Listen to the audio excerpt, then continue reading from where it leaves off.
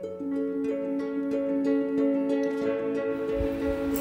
Αλκιβιάδης Κούρσης γεννήθηκε και μεγάλωσε στην Πτολεμαΐδα και ζούσε στην Αθήνα.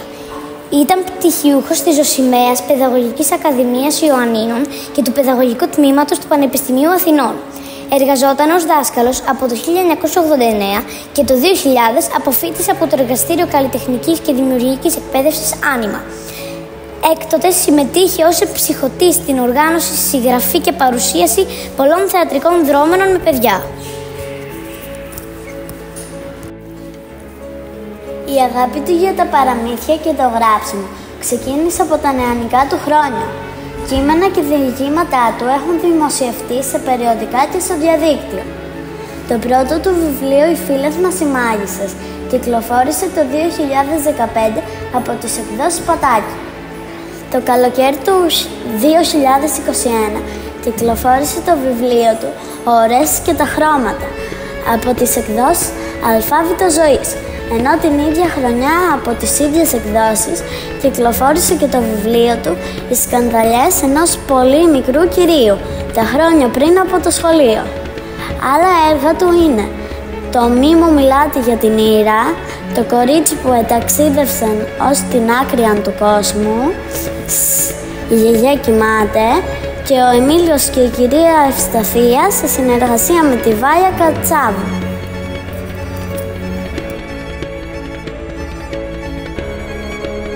Ο Άλκης ήταν κάτι πολύ περισσότερο από δάσκαλος ή συγγραφέας. Ήταν ψυχή ζεστή, νους ευαίσθητος, καρδιά ανοιχτή.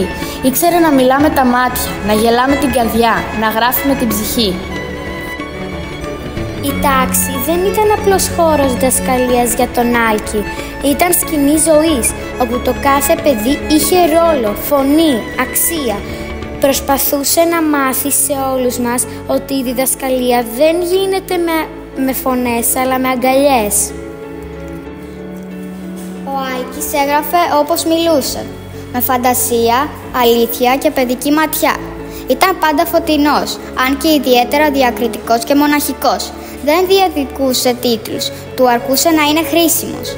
Οι συνάδελφοι τον θαύμαζαν, τα παιδιά τον αγαπούσαν βαθιά. Και όσοι τον γνώρισαν, τον κουβαλούσαν μέσα τους. Ο Άλκης δεν σου μάθαινε απλώς να διδάσκεις, σου μάθαινε να είσαι άνθρωπος, είπε ένας συναδελφός του.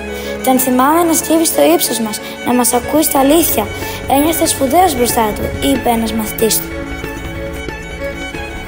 Ο Άλκης δεν έφυγε. Θα ζει σε κάθε λέξη που έγραψε, σε κάθε παιδικό χαμόγελο, σε κάθε συνάδελφο που εμπνέεται από τη σιωπηλή του δύναμη. Ο Άλκης δεν θα ξεχαστεί. Θα ζει για πάντα μέσα από τα βιβλία του και από το φως που περιβάλλει όλους όσους ακούμπησε ταπεινή καρδιά του.